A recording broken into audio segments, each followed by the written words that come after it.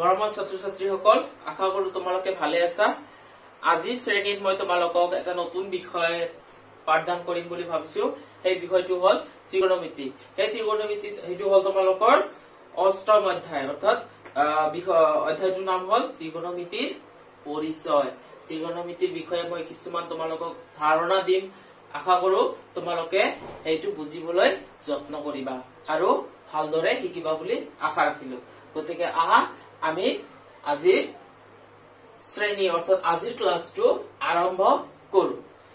So ত্ৰিকোণমিতি ত্ৰিকোণমিতিৰ পৰিচয় হয়নে? ত্ৰিকোণমিতিৰ পৰিচয়। সো আমি ত্ৰিকোণমিতিৰ বিষয়ে ত্ৰিকোণমিতিৰ লগত অলপ পৰিচয় হৈ লও হয়নে? ত্ৰিকোণমিতিৰ লগত পৰিচয় হবলৈ হলে প্ৰথমতে আমি সমকোণী ত্ৰিভুজৰ বিষয়ে অলপ ধাৰণা ৰাখিব লাগিব। প্ৰথমতে তোমালোকে সমকোণী ত্ৰিভুজ অৰ্থাৎ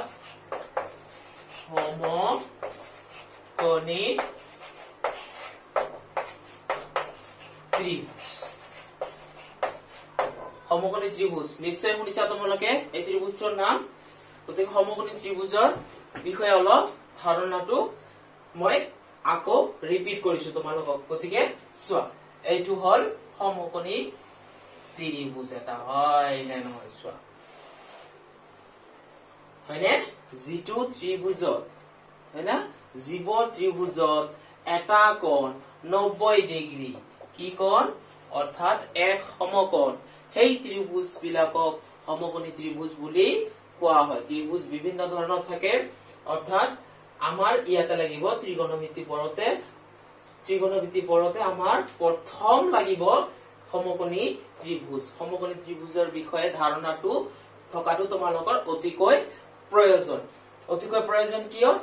এইটো মই আগত তোমালোকে বুজি পাবা। গতিকে চোৱা, ABC এটা ত্ৰিভুজ,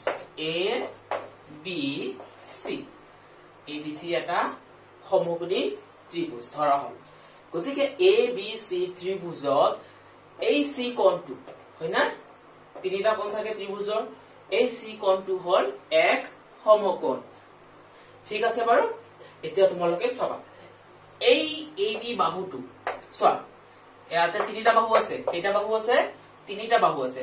এই তিনিটা বাহু, যিটো বাহু তোমালোকৰ 90 ডিগ্ৰী কোণৰ বিপৰীত হয়নে? 90 ডিগ্ৰী কোণৰ বিপৰীত নহলে আটাইতকৈ সহজ উপায়টো হল এইটো মনত ৰাখাৰ, অৰ্থাৎ ত্ৰিভুজত তিনিটা বাহুৰ তিনিটা নাম থাকে। এই তিনিটা বাহুৰ তিনিটা নাম মনত ৰখাৰ, কোনটো বাহুৰ নাম কি মনত ৰখাৰ আটাইতকৈ সহজ উপায় মই তোমালোকক দি আছো। গতিকে চাবা ভালদৰে। AB বাহুটো আটাইতকৈ দীঘল বাহু হয়নে? সেই বাহুটোক বুলি কোৱা হয় অতিভুজ। কি বুলি কোৱা হয়? অতিভুজ। ঠিক আছে, অতিভুজ বুলি কোৱা হয়। আৰু তলত যিটো বাহু থাকিব অৰ্থাৎ ভূমিৰ লগত হয়নে, এইটো কি বুলি কোৱা হব? ভূমি। এইটো কি বুলি কোৱা হব?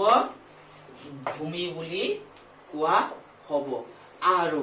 আৰু এটা বাহু বাকী থাকিল নহয়, এই বাহুটো কোৱা হব লম্ব। লম্ব মানে চিধা হয়নে? এইটো কোৱা হব লম্ব। এইটো কি কোৱা হয়? লম্ব বুলি কোৱা হয়। এতিয়া মই আৰু এটা কথা চিন্তা কৰিছো, যাতে মোৰ ভিডিঅ'টো চাই অকল অসমীয়া মাধ্যমৰ ছাত্ৰ ছাত্ৰী সকলৰে উপকৃত নহয়, মই আশা কৰো ইংলিছ মিডিয়াম, হিন্দী মিডিয়াম সকলো ষ্টুডেন্টৰ কাৰণে যাতে মই অলপ হেল্প কৰিব পাৰো সিহঁতক। গতিকে তোমালোকে চাবা, তোমালোকেতো নিশ্চয় অসমীয়া বুজি পোৱা। গতিকে তোমালোকে অলপ ৱাৰ্ড খিনি কেনেকৈ ট্ৰান্সলেট হয় সেইখিনি অলপ জাষ্ট আইডিয়াটো ৰাখিলে তোমালোকে নিশ্চয় বুজি পাব বুলি মই আশা কৰো। এইটো হল অতিভুজ। কি? অতিভুজ। অতিভুজক ইংৰাজীত হাইপোটেনাছ বুলি কোৱা হয়। কি বুলি কোৱা হয়? হাইপোটেনাছ বুলি কোৱা হয়। তোমালোকৰ বহীত লিখি লবা, এইটো তোমালোকৰ কপি লিখি লবা। এটুক বুলি কোৱা হয় ভূমি মানে বেজ ভূমিটোক কি বুলি কোৱা হয় বেজ বুলি কোৱা হয় আৰু লম্বটোক কি বুলি কোৱা হয় পাৰপেন্ডিকুলাৰ কি বুলি কোৱা হয় পাৰপেন্ডিকুলাৰ বুলি কোৱা হয় ঠিক আছে এতিয়া আগলৈ আহ এতিয়া ত্ৰিভুজ সমকোণী ত্ৰিভুজৰ বিষয়ে শিকি গলা এতিয়া সমকোণী ত্ৰিভুজৰ পিছত ত্ৰিকোণমিতিৰ প্ৰথম পাৰ্টটোলৈ আহা ত্ৰিকোণমিতিৰ প্ৰথম ভাগটোলৈ আহা ত্ৰিকোণমিতিৰ প্ৰথম ভাগটোলৈ অহাৰ আগতে আমি কেইটামান শব্দ কেইটামান কি বুলি কোৱা হয় এইবিলাকক শব্দ বুলি কোৱা হয় সেই শব্দবিলাক আমি জানি লোৱাটো অতিকৈ প্ৰয়োজন আৰু তোমালোকে সেই শব্দবিলাক নিশ্চয় জানিব লাগিব সেই শব্দ কেইটা হল সাইন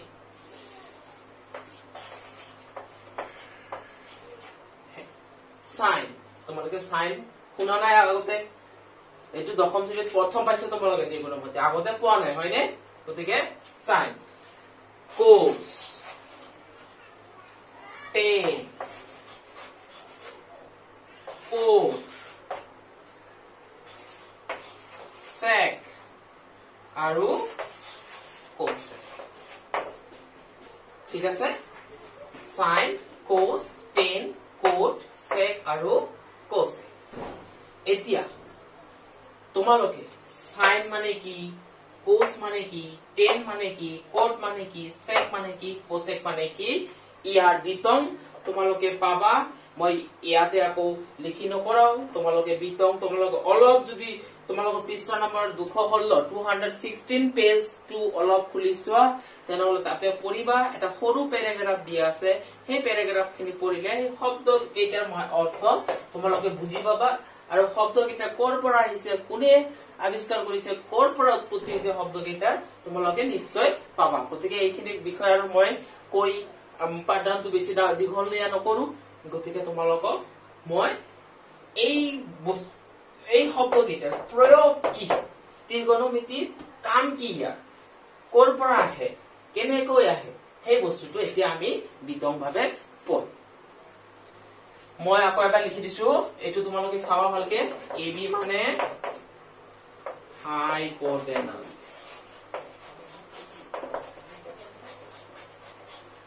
ইংৰাজী শব্দটো কিয় লিখিলো অলপ পিছতে বুজি পাবা বিসি মানে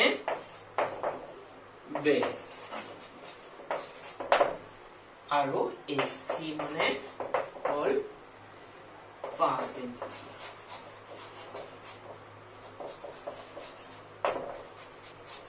পারপেন্ডিকুলার এসি মানে হল পারপেন্ডিকুলার মানে লম্ব অর্থাৎ লম্ব এতিয়া মই তোমালোকক কিছুমান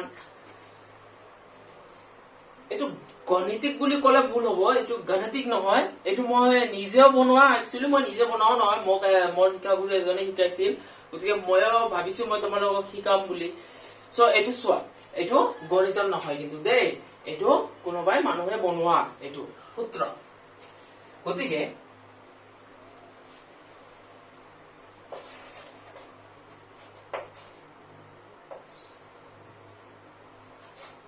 শিৱ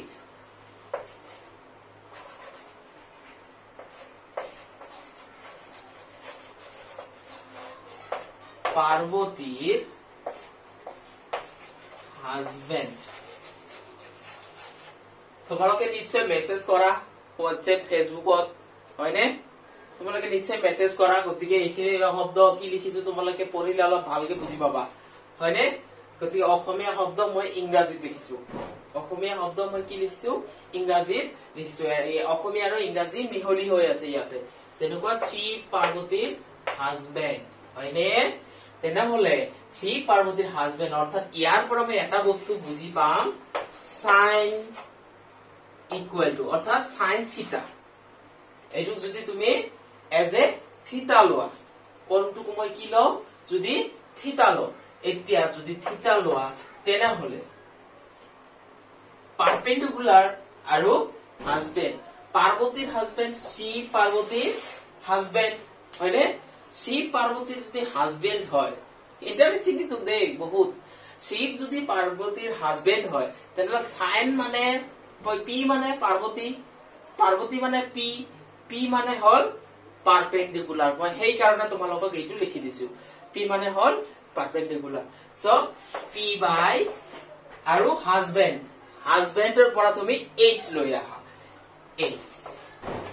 পাৰ্বতীৰ husband. মানে এইটো মনত ৰখাৰ সহজ উপায় হল শিৱ পাৰ্বতীৰ husband. শিৱত S মানে sign হয়নে? Sign পাৰ্বতীৰ husband. হৈ গল? তেনেহলে এতিয়া তোমালোকে হেনেকে P মানে কি হেতু লিখি দিয়া. P মানে হল AC অর্থাৎ এইটো AC P by P মানে AC অর্থাৎ H মানে A B অর্থাৎ হাইপোটেনাস অসমীয়া যেটুক আমি অতিভুজ বুলি কও. গতিকে এইটো হল সাইন. এতিয়া সাইন থিটা এইটো এক ত্ৰিকোণমিতিৰ প্ৰথম ভাগ হয়. এইটো যদি তোমালোকে নাজানা ত্ৰিকোণমিতি একই কৰিব নোৱাৰিবা. ত্ৰিকোণমিতিৰ আইডিয়াটো একই নাপাবা. গতিকে এইখিনি বস্তু জনাটো অতিকৈ প্ৰয়োজন. গতিকে তোমালোকে এইটো কেতিয়াও নেগলেক্ট নকৰিবা যে স্যাৰ মই এইটো নাজানিলে মই কৰিব পাৰিম নে নাই.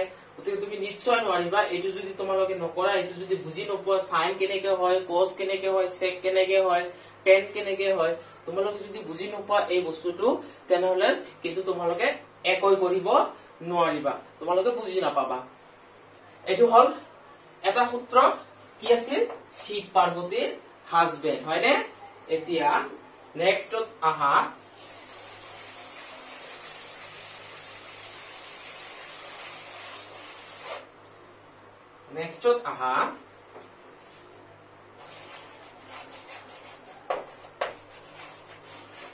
কলিং বেলত হাজিৰ.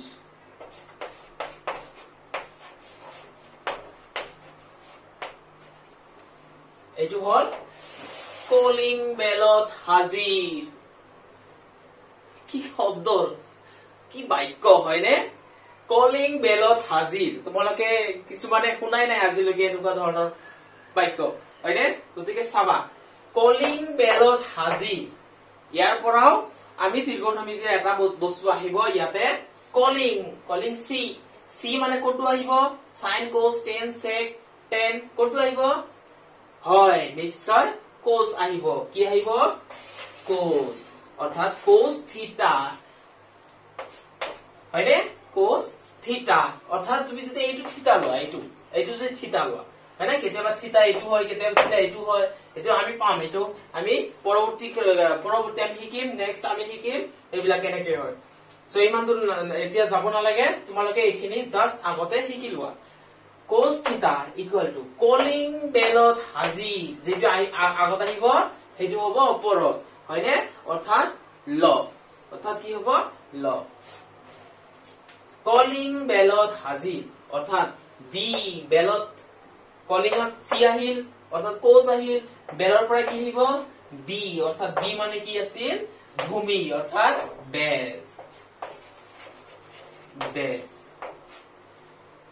কলিং বেলত হাজিৰ. নিশ্চয় বুজি পাইছা? হাজিৰ মানে হাইপোটেনাস. অর্থাৎ মই গোটেইখিনি লিখো, এইখিনি লিখি দিলো অর্থাৎ হাইপোটেনাস. এতিয়া তুমি কি হব? বেস মানে কি আছিল? বেস মানে বিসি হয়নে? বেস মানে বিসি ভূমি আৰু হাইপোটেনাস অর্থাৎ অতিভুজ. অতিভুজ মানে কি আছিল? A B. ঠিক আছে? কেইটা সূত্র পালা তোমালোকে? দুটা সূত্র পালা. এইটো সূত্র কিতাপত কোনো কিতাপত তোমালোকে নাপাবা. গতিকে ভালদৰে মনত ৰাখিবা. এতিয়া আৰু এটা আছে সূত্ৰ. তিনিটা সূত্ৰ জানিলে তোমালোকে ছয়টা যে শব্দ কৈছিলো তোমালোকে সাইন কোস এইবিলাক ছয়টাৰ বিষয়ে তোমালোকে নিশ্চয় জানিবা. চোৱা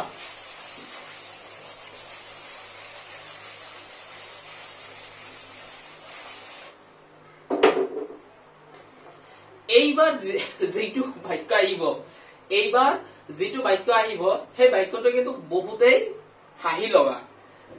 বাক্যটো বহুতে হাঁহি লগা. তোমালোকে হয়তো হাঁহিবা কি জান যে সাৰে এইটো কি কৈ আছে হয়নে? কিন্তু চাবা নেক্সট ফৰ্মুলা হল তাজমহল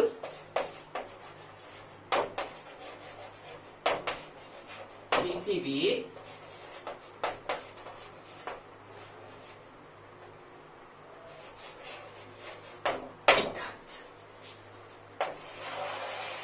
এটি কি হল এই সূত্ৰটো চোৱা হাঁহি ওলাইছে নে হয় মোৰ হাঁহি ওলাই তাজমহল পৃথিৱী বিখ্যাত তাজমহল পৃথিৱী বিখ্যাত গতিকে এই সূত্ৰটোৰ পৰা চোৱা তোমালোকে প্ৰতিটো তোমালোকে উক্তিৰ প্ৰতিটো ফৰ্মুলা তোমালোকে অৰ্থাৎ ফৰ্মুলা বুলি নকয় এইটো প্ৰতিটো আইডিয়া তোমালোকে তিনিটা শব্দ পাইছা প্ৰতিটো আইডিয়াত কেইটা শব্দ পাইছা তিনিটা শব্দ পাইছা এই তিনিটা শব্দৰ ভিতৰত তোমালোকে যেটো প্ৰথমৰ যেটো লেটাৰ থাকে যেটো প্ৰথমৰ লেটাৰ থাকে সেই লেটাৰটোৰে আমি এই তিনিটা বাছি উলিয়াও হয়নে এই তিনিটা বাছি উলিয়াও হাইপোটেনাস বেস আৰু পাৰপেন্ডিকুলাৰ এই তিনিটাৰ যেটো আমি প্ৰথম লেটাৰটো যদি এইচ হয় তেনহলে হাইপোটেনাস প্ৰথম লেটাৰটো যদি বি হয় তেনহলে বেস হয়নে গতিকে এইটো হে তুমি জাস্ট জানিলে হল টি টি মানে কি আহিব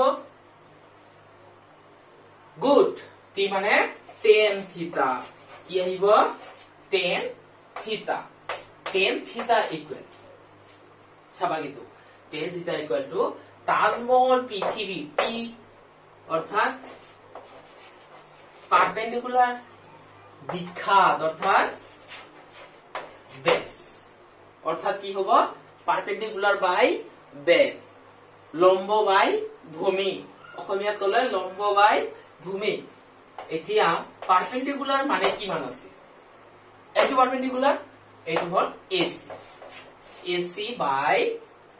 AC বাই বেস মানে এইটো BC AC বাই BC ঠিক আছে ওলাই গল এনে কই তোমালোকে বস্তুখিনি জানিলা হল বহুত স্টুডেন্ট বহুত ছাত্র ছাত্রী মই দেখিছো এই বস্তুটো ভুল কৰে হিয়তে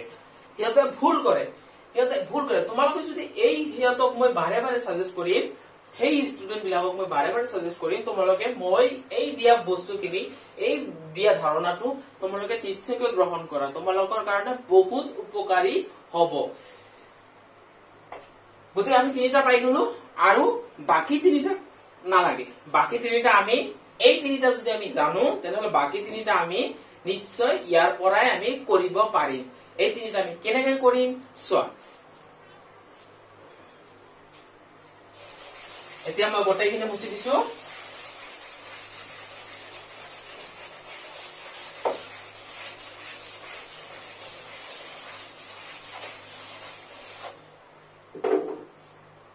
ভালদৰে চাবা প্ৰথমত আহিছিল কি এতিয়া চোৱা sin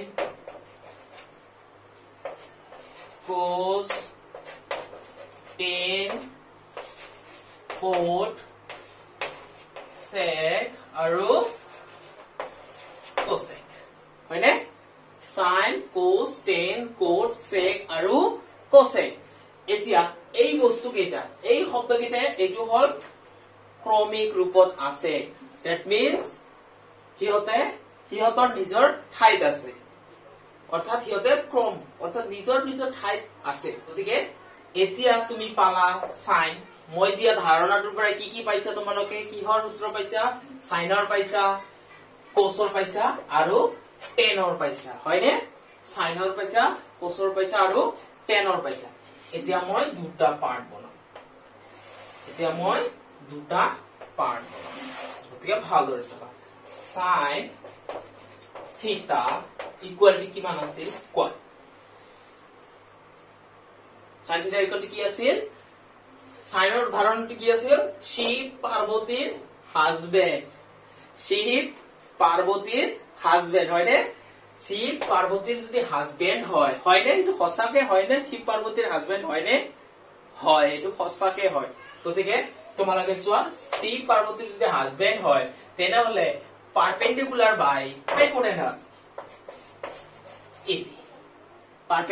বাই হাইপোটেনাস হৈ গল sin এতিয়া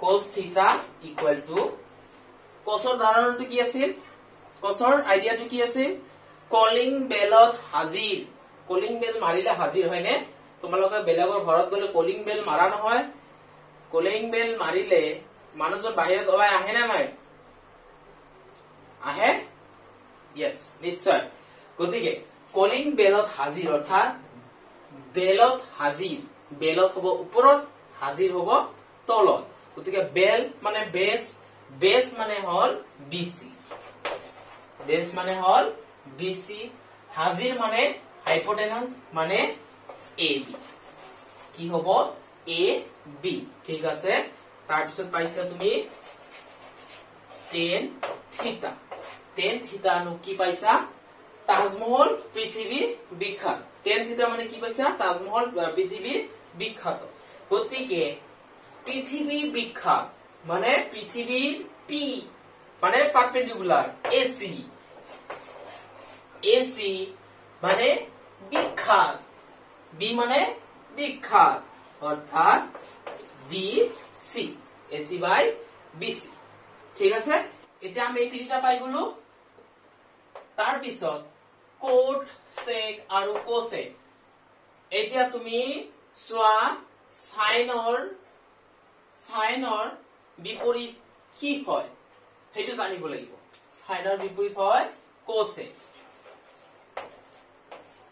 সাইনৰ বিপৰীত হয় কি কোসেক অৰ্থাৎ 1 বাই সাইন কৰিলে এটো কি হয় কোসেক হৈ যায় সাইনৰ প্ৰতিক্ৰম কোসেক গতিকে এইটো যদি তুমি মানটো লিখিব খুজা ত্ৰিভুজটোৰ পৰা তেনেহলে এইটো ওলটাই দিলেই হল এটো কি হৈ যাব AB বাই AC কি হৈ যাব AB বাই AC হৈ যাব ঠিক তেনেদৰে কোসৰ বিপৰীত হল সেক কোসৰ বিপৰীত হল কি সেক সেক থিটা একেদৰে হ'ব অৰ্থাৎ কোস থিটা মানে 1 বাই সেক থিটা অৰ্থাৎ sec থিটা মানে 1 বাই cos থিটা এটো মনত ৰাখিবা এটা আন্তৰ প্ৰতিক্ৰম হয় গতিকে sec মানে এটো উল্টাই দিয়া ab বাই bc হৈ গল আৰু এটা 10 বাকি থাকিলে এটা cot থিটা হল 10 ৰ প্ৰতিক্ৰম cot থিটাৰ হ'ল কি 10 ৰ প্ৰতিক্ৰম মানে হল reciprocal प्रतिक्रम माने हल की रेसिप्रोकल सो रेसिप्रोकल 10 और रेसिप्रोकल किमान হৈ আছে cot থিটা তো cot থিটা মানে কি হ'ব ইয়াৰ উল্টা BC বাই AC এইখিনি হল আজিৰ ত্ৰিভুজৰ প্ৰাথমিক ধাৰণা এইটো ধাৰণা মই ছাত্ৰ ছাত্ৰীসকলক আকৌ কম এই ধাৰণাটো যদি তোমালোকে নাজানা তেনেহলে তোমালোকে ত্ৰিভুজৰ বিষয়ে জানিব লাগিব এই ধাৰণাটো যদি নাজানা তোমালোকে ত্ৰিকোণমিতি শিকিব নোৱাৰিবা এই ধাৰণাটো নাজানিলে তোমালোকে গোটে অধ্যায়টো গোটে চেপ্টাৰটোৱে বুজি নাপাবা গতিকে এই ধাৰণাটো হল যেনেকৈ আমি পঢ়াশুনা কৰাৰ আগতে ABCD ক খ গ শিকিছিলো নহয় সেই পৰ্যায়ৰ বস্তুটো হল এইটো তুমি যদি ক খ গ নাজানা ABC নাজানা তুমি লিখিবা কেনেকৈ হয়নে বাক্য লিখিবা কেনেকৈ কবা কেনেকৈ ভাষা জানিবা কেনেকৈ সেই বস্তুটোৱে লক্ষ্য কৰি মই আজি তোমালোকে এই পাঠদানটো দিলো গতিকে এই বস্তুখিনি তোমালোকে নিজেও চাবা আৰু মই বাৰে বাৰে কৈছো তোমালোকে ভিডিওটো নিজে নাচাবা অকল তোমালোকৰ ফ্ৰেণ্ডৰ লগত শেয়াৰ কৰা আজিকালি সবৰ লগতে WhatsApp আছে হয়নে গতিকে সবৰ লগতে সকলোৰে লগত শেয়াৰ কৰা যাতে হিহতেও চাই কাৰণ চোৱা এতিয়া যেটো আমাৰ অৱস্থা হৈ আছে এতিয়া আমাৰ যেটো অৱস্থা হৈ আছে আমাৰ দশম শ্ৰেণীৰ ছাত্ৰ ছাত্ৰী সকলৰ কাৰণে অতিকৈ দুখজনক খবৰ এটো অতিকৈ দুখ লগা বাৰ্তা এটো গতিকে কি কম আৰু কবলৈ ভাষা নাই এটো চোৱা এতিয়া এটো আমি নিজে গৰা নহয় এতিয়া প্ৰকৃতিৰ এটো যেটো ইচ্ছা হেতু হবই এটো আমি বাধা দিব নোৱাৰো গতিকে তোমালোকেও মই স্পেশালি মই বেলেগ ছাত্ৰ যিমান কম তাতকে বেছি দশম শ্ৰেণীৰ ছাত্ৰ ছাত্ৰী সকলক কম তোমালোকে পঢ়াঘৰত তোমালোকে বহি নাথাকিবা তোমালোকে যদি বহি আছা তোমালোকে নিশ্চয় বহুত ভুল কৰি আছা তোমালোকে উঠা পঢ়া তোমালোকে হেল্প লোৱা শিক্ষয়িত্ৰীৰ হেল্প লোৱা মই শিকাই আছো তোমালোকৰ নিশ্চয় ঘৰত কোনোবা নহয় কোনোবা আছে সিহঁতৰ পৰা শিকি লোৱা কিবা তোমালোকে চোৱা এতিয়া স্কুল কেতিয়া খুলিব নুখুলিব একো ধাৰণা নাই হয়নে কোনে ক'ব পৰা নাই ইয়ানি কি চৰকাৰে ক'ব পৰা নাই গভৰ্ণমেণ্টে ক'ব পৰা নাই স্কুল কেতিয়া খুলিব গতিকে তোমালোকৰ স্কুল খোলক বা নখোলক তোমালোকৰ তো মেট্ৰিক পৰীক্ষা হ'বই আৰু চোৱা এতিয়া এতিয়া এই পৰ্যায় হৈ আছে 2 বছৰ পিছত এইটো নাথাকিব নহয় 2 বছৰ পিছত 3 বছৰ পিছত নৰ্মেল হৈ যাব কন্ডিশনটো তোমালোকে ভালকে চাবা কিন্তু 2 বছৰ 3 বছৰ পিছত কন্ডিশনটো নৰ্মেল হৈ যাব তেতিয়া আকৌ সেই ষ্ট্ৰাগল যিটো লাইফটো আকৌ ষ্টাৰ্ট হৈ যাব মানুহৰ বুজিছা গতিকে তোমালোকে অলপ চিন্তা কৰিবা ভৱিষ্যতটো অলপ চিন্তা কৰি উঠা আৰু পঢ়া থ্যাংক ইউ বাই